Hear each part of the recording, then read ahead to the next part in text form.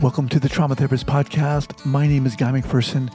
I interview incredible people who've dedicated their lives to helping those who've been impacted by trauma. A big thank you to our sponsors and our guests who are supporting this show. 5, 4, 3, 2, 1. All right, folks, welcome back to the podcast. Very excited to have as my guest today, Dr. Eric Wolterstorff. Eric, welcome. Thank you very much. Good to be here, Guy. All right. Dr. Wolterstorff is a psychotherapist and developer of the Trauma Integration Protocol, with more than 3 decades of experience studying trauma recovery, memory systems, and group response to threat. He began training with Peter Levine in 1993 and has also studied with Pat Ogden, Max Schupbach, and Arnold Mindell, later earning a doctorate focused on group traumatology. Eric created the Foundations and Transference TIP trainings and specializes in cultural psychosocial development, group trauma, and the collaborative capacity of societies responding to long-term threats.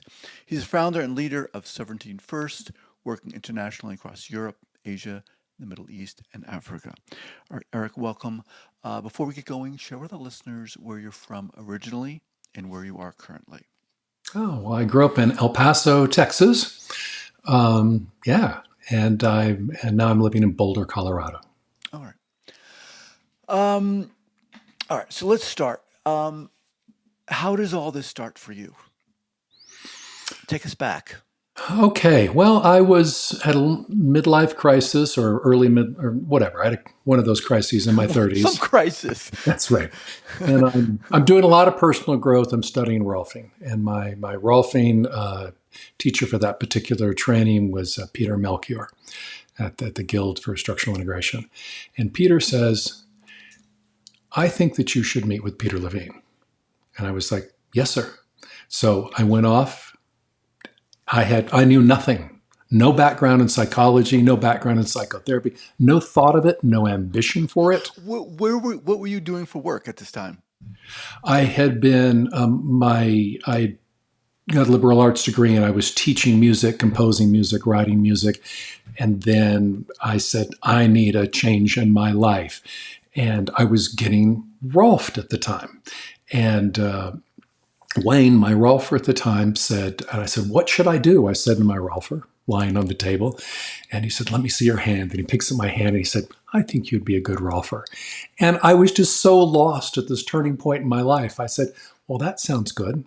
So then I started to train to be accepted into the Rolfing school. And so I'm living on savings at this point. And so I'm training as a Rolfer. And that's when my teacher, Peter Melchior, suggests that I see Peter Levine. Okay. Wow. So you go see Peter Levine. What happens? Oh, it's so much fun. So my first session, I love telling the story. My first session with Peter is I just get access to things that I wasn't aware of in my psyche. And it's amazing to me. And I'm like, wow, a door's opened into a new world. And so at the end of the session, I say to him, wait, Eric, you're going way too fast. Detail. I need detail. What happens? What is he doing?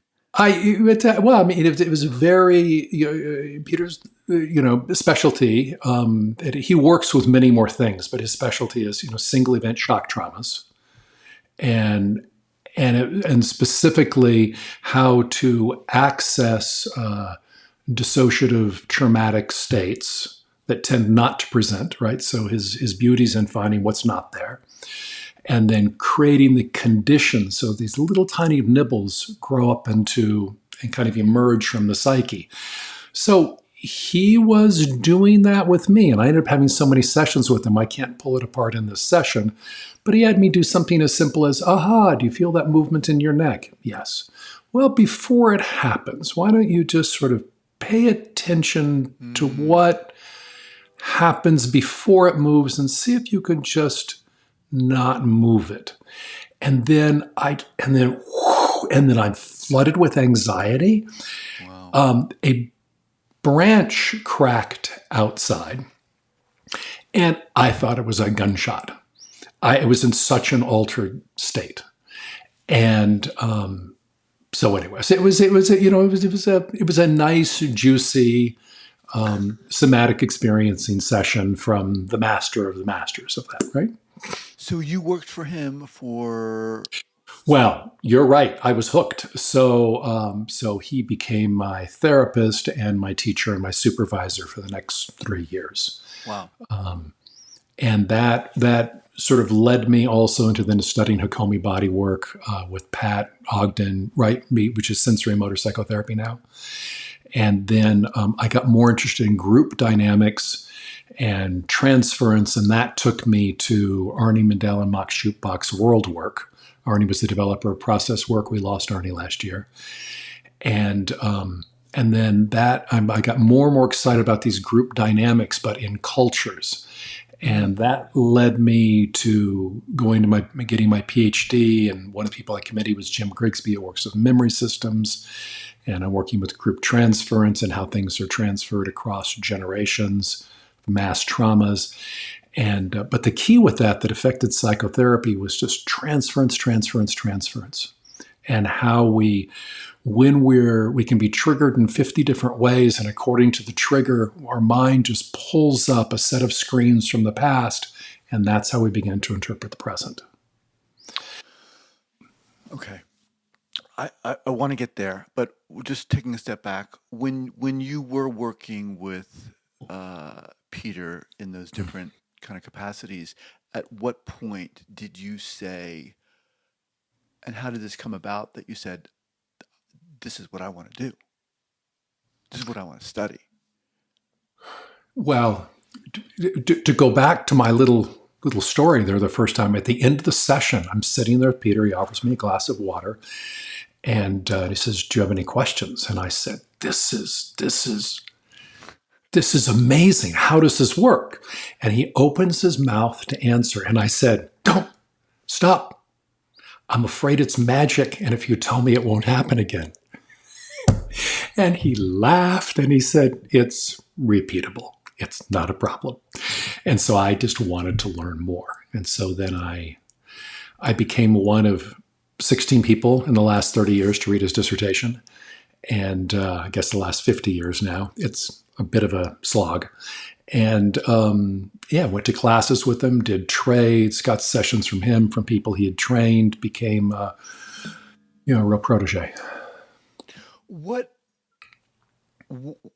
Talk to us a little about, I'm assuming there was some rough patches with your personal exploration as things unfolded for you.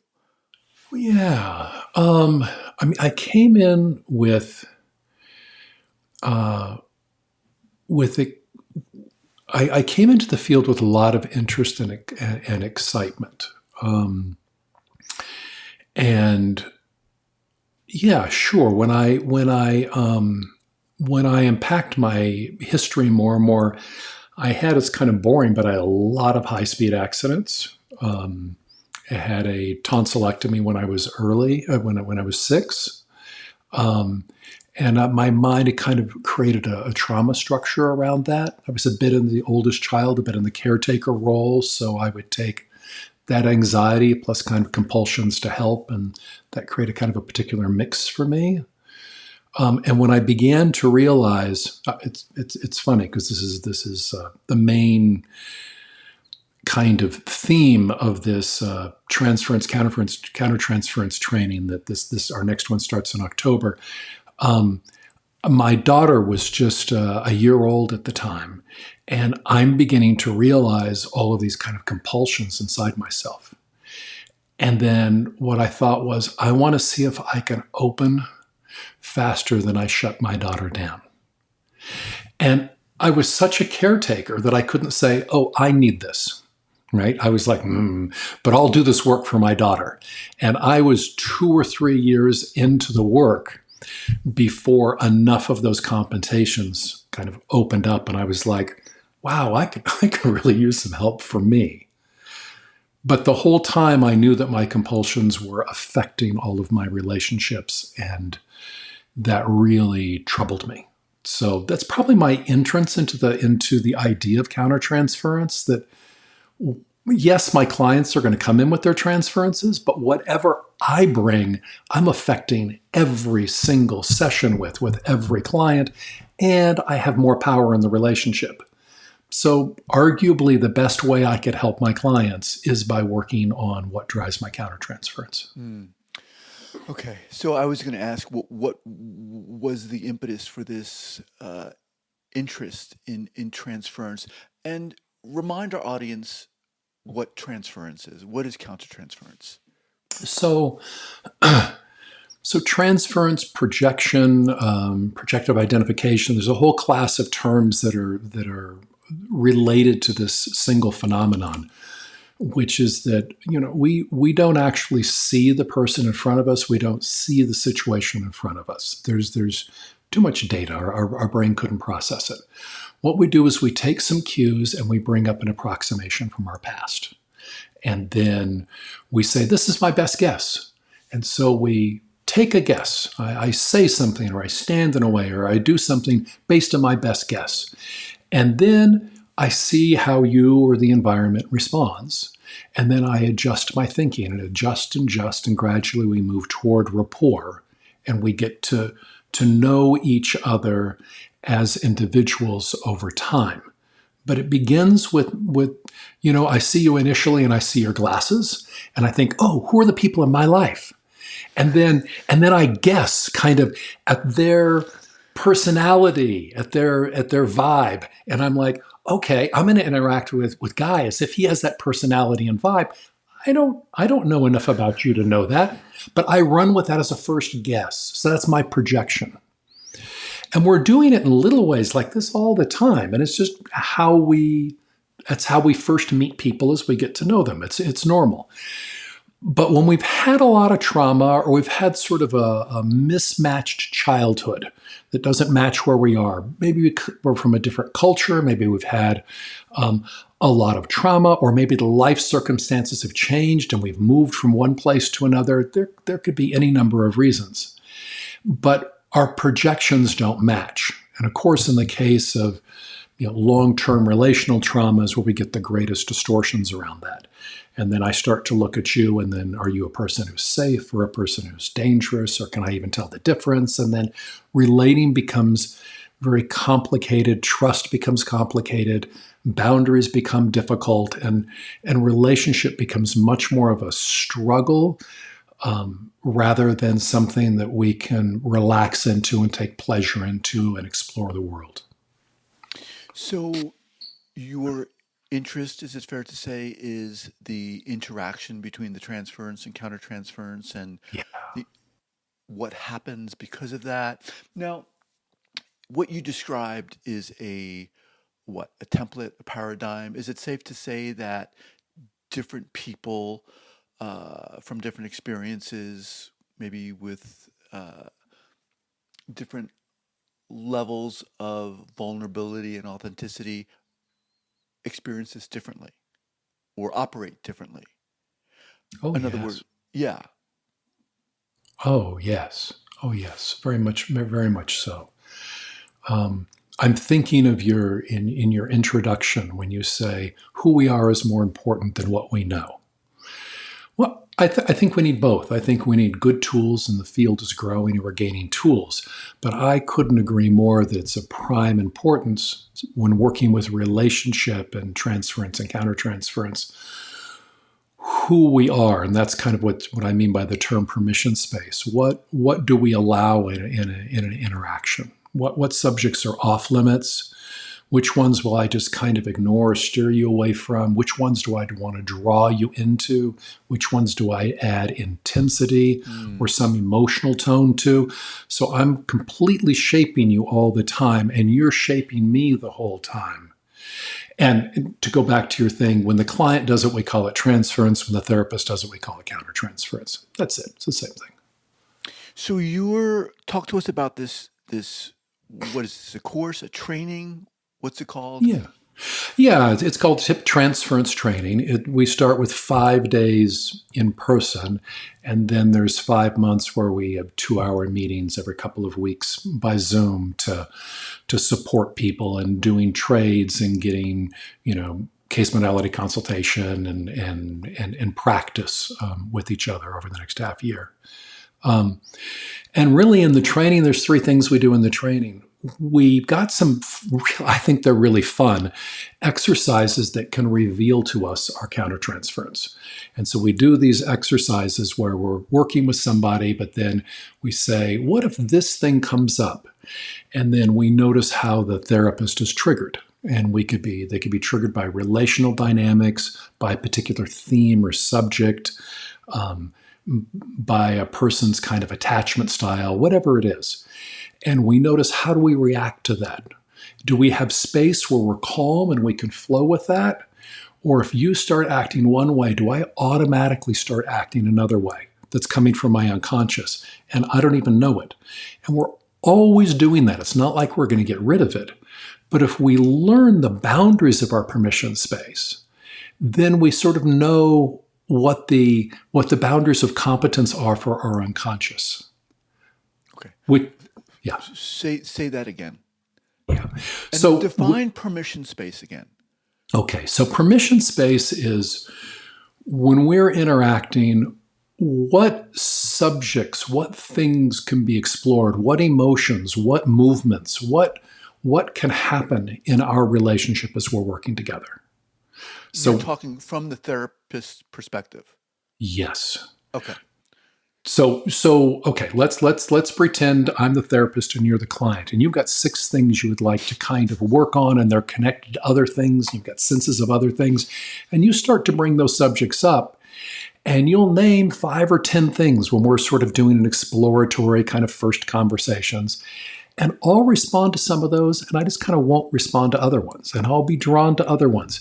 And that is kind of, and to the extent that I have unconscious preferences around that, it is just setting the bounds of what we can do.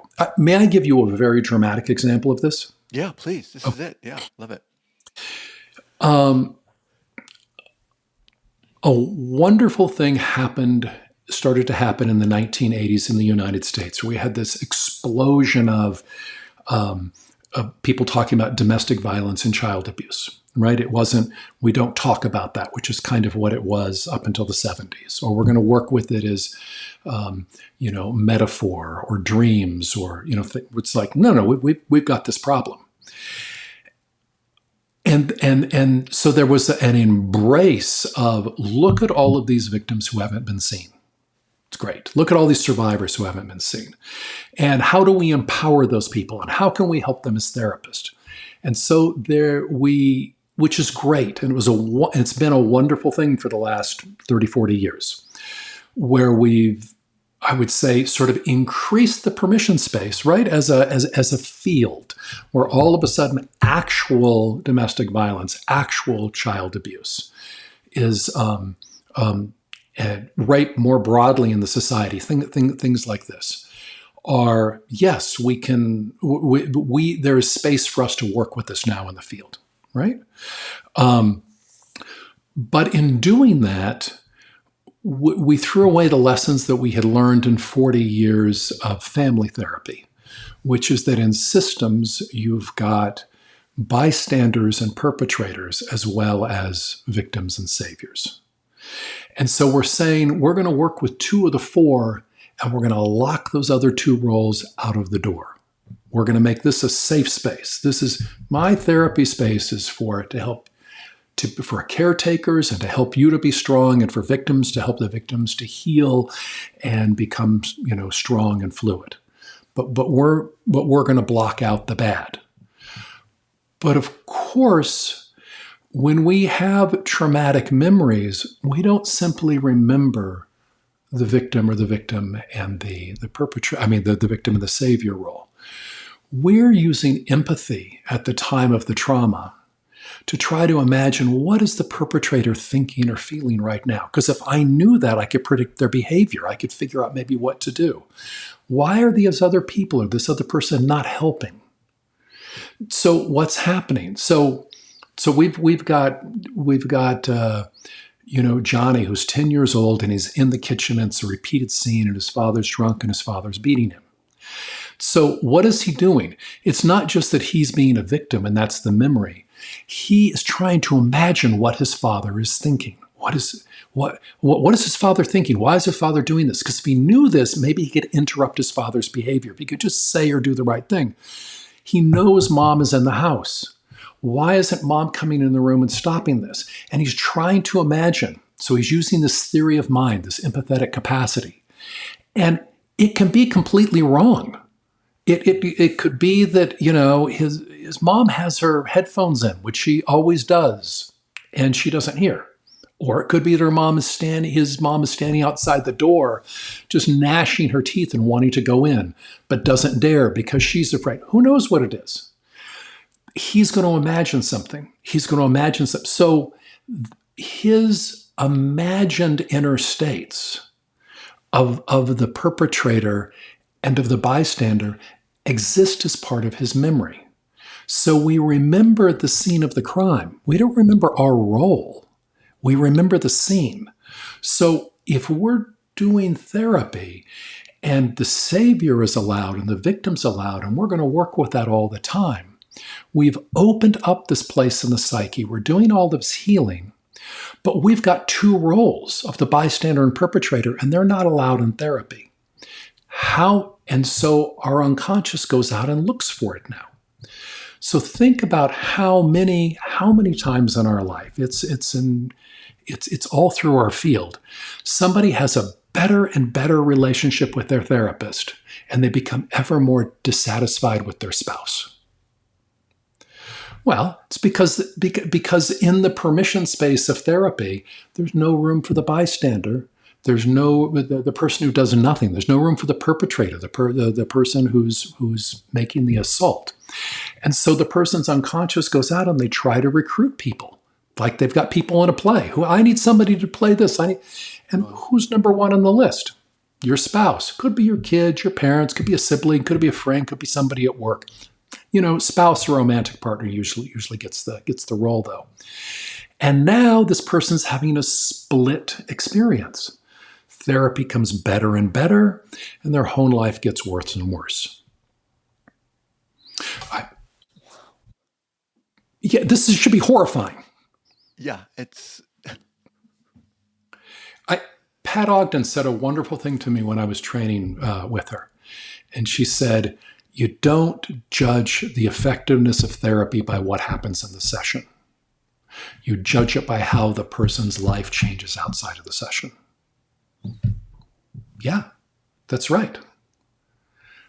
So what does that mean for our permission space? If our permission space means I'm good with saviors and victims, but not the bad stuff, that's not necessarily bad unless we pretend it's a full permission space. If we just say, in my therapy, I work with victims, I help them get strong so that they can become caretakers themselves, and I send them out into the world. It's really important to work with the bystanders and the perpetrators, but I don't do that. Well, that's great. Nothing the matter with that. But to pretend that the permission space is full, includes the whole event when it doesn't, is really putting the unconscious of the client, there's ever more and more pressure on them to heal the whole piece, but they've got to find the bystanders and perpetrators outside.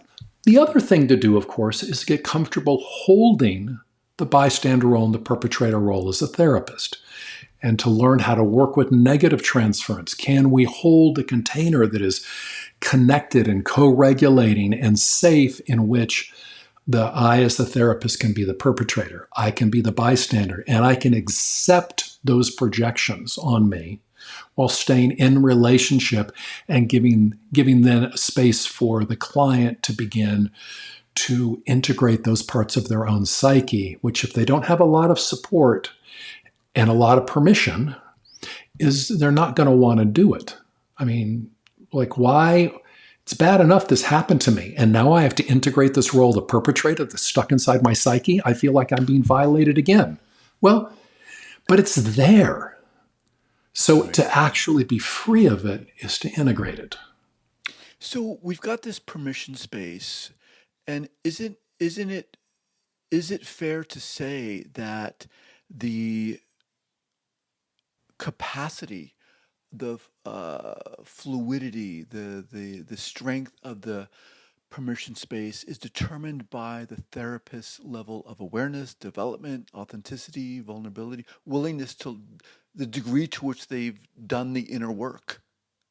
Yes. So to what degree, so you're working in this course, this program, how do you address that? Great. So there are very particular exercises. One is we want to make sure that people have strong mindfulness skills. Not mindfulness while they're sitting by themselves in a Vipassana or a Zen retreat, but when they're in active relationship with somebody and being triggered. Are they tracking what's happening right now to my body, my emotions? What thoughts are arising? How do I feel? Can we run all that? It's like a lava lamp that's bubbling up inside of us. Can I stay in relationship with you while tracking what's bubbling up in my lava lamp? Right? So mindfulness, that particular application of mindfulness. Then there's co-regulation, which is much more than resourcing. Will we allow our nervous systems to connect? Can we go into a dance? And is my dance fluid?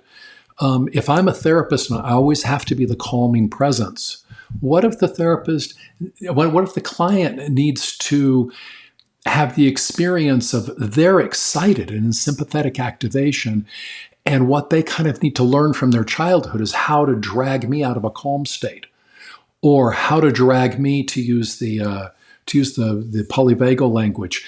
Maybe there was parents who were just kind of really just sort of in dorsal vagal and traumatized or collapsed. And this child grew up just trying to be excited and their parents were just kind of flat. Then can the therapist allow themselves to go into a dorsal vagal place within this larger container while coaching and encouraging the client in dragging the therapist up into a sympathetic activation, for example. So there's co-regulation. The next one is to take these very basic family roles from family therapy around caretaker, identified patient, and distancer, and outcast, and set up exercises where some stresses, the person's stressed. How do you respond to stress? I was raised as a caretaker. When there's stress, I move toward the stress like a moth to the flame. My robot wants to go straight to the stress to help. Identified patients will say, there's stress? Yeah, I have stress too. Let's do a stress dance, right? The distancer's like, I think we need some ice. I'm running to the grocery store, right? And the perpetrator's like, you people are pissing me off. You want to be stressed? I'll give you stressed. Wow. The outcast will, right? So what is our response to this? And this tends to not be dramatic, but it's pervasive and low level. If I always need to be the caretaker in working with my clients, then I always need to be one up. And that's creating a dynamic with the client where they can't take care of me, or they can't be free of my caretaking, right? So it's subtle but very powerful. A much more obvious one is if I haven't worked through my relational traumas, then I could just be triggered by things, right? My psyche is filled with hot spots and cold spots. It's like, boy, we don't deal with surgeries. Oh yeah, we focus on assaults. And so does that match what the client wants or needs? So we're shaping what's happening. So there's exercises around this. So there's exercises around becoming more fluid with the family roles. There's how, and it doesn't matter if you come in and you do, whatever form of exposure therapy you want, there's lots of good ones. Whatever kind of work you're doing, it's going to add something to be able to work with the transference dimension of it. Because that shows up regardless of the kind of work that we do. I'm going to pause because I kind of got lost in my own thought. Yeah, no, Eric, this sounds really fascinating to me, and not only fascinating and amazing, but so necessary in the work of the therapist. When you started, just doing an aside here, sidebar, when this became interesting to you or fascinating to you, what started to come up for you? Did you find yourself needing to do more X, Y, or Z? I'm curious about Oh, that. sure. I guess maybe the two main themes that came up, besides working, well, three things. The first thing is when I began to understand this more, I had to go back to my whole trauma history where I had been the victim. And then I went through the entire trauma history again and looked for ones in which I played the role of the savior. Then I went through and did a whole nother trauma history of when I was the bystander and I didn't do anything. Those were really unpleasant. And then I went through and I had to begin this with a colleague who was very good with this, with Raven Wells, who works out in Hawaii. Does very good work. And we agreed that we would work with ways that we had been perpetrators.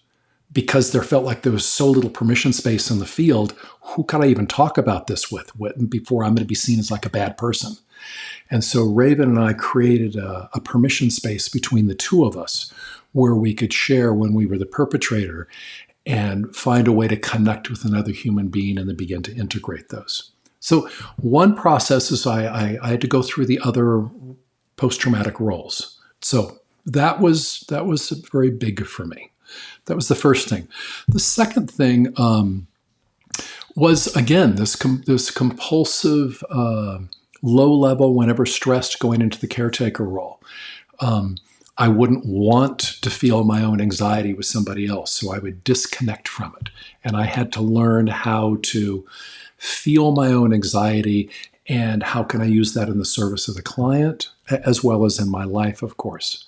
I had to learn how to distance when anxiety or distress was coming up. I had to learn how to move away from that without kind of being overwhelmed with both guilt and a feeling of loss of control. I had to make friends with the part of myself that would want to attack, would want to hurt a client or another person. And I had, okay, there is this part in me and I need to get comfortable with this so I could be fluid with those. That was a big part of the work. The other part of the work that began with the work with Arnold Mindell in the late 90s and with Mox, the world work was working with social issues. And so, we would do all of these group processes. And here I am, I'm, tall, white, heterosexual, male, educated, and confident. And it was just like, it was like I was a lightning rod in these processes. And so I had to learn both. I had to learn to kind of say, we're all born the way that we're born. What do we do with how we're born? And I know I'm in a movement in society that began very strongly in the 80s and led into the 90s. It hasn't stopped now, in which, white males are a cancer on the human race. And I was in such a place with that after I sort of entered into that feminist literature in the late 80s. And by the time, and I was just kind of, well, I don't know what I can do with myself. I guess I'll just kind of try to face myself and be of service. And then I started doing this work with Mox and Arnie around earned and unearned privileges. And we tend to be very, very sophisticated and sensitive around our earned privileges. If we didn't have money and we built a company and we made money, we tend to be really kind of sophisticated around money and what it means not to have it and what it means to have it. Mm-hmm. But if we were just raised with money, there's a giant blank spot of wait. There's a basic anxiety or a drive to work, or that has to be dealt with people who are on the labor side of the equation, who are, middle class or lower middle class or poor, and so the unearned privilege. So I'm stepping in these places and I'm saying, well, what have I earned? Because it's very easy to project on me for the things that were unearned. So the challenge is to come to terms with and appreciate and own and love the parts of us that are unearned privilege, and then put them to use for other people. So this was years of work, and again, primarily through the process work and the world work, to say, like Popeye, I am who I am. And what am I going to do with this? What is the vector of my life, not the starting point? So that came out of the transference, countertransference. It fed into that because I could have such naivete as a therapist with my countertransference because I would presume that everybody across from me had the same privileges as myself. And boy, was that a problem, right? So that's a different way that the countertransference would show up. As we kind of wind down here, Eric, who would you say this course is for, this program is for? Well, it's at the intersection of trauma, somatic work, and transference coming out of the psychoanalytic, psychodynamic tradition. So it's really for people who are, as practitioners, who do one or two of those things and they're curious about the third. Maybe they're a somatic therapist who does a lot of work with trauma and they're really curious about transference. But maybe they're coming out of the psychoanalytic field and they want somebody who has a bridge to that and who understands that, and they want to learn more about working with the body and trauma.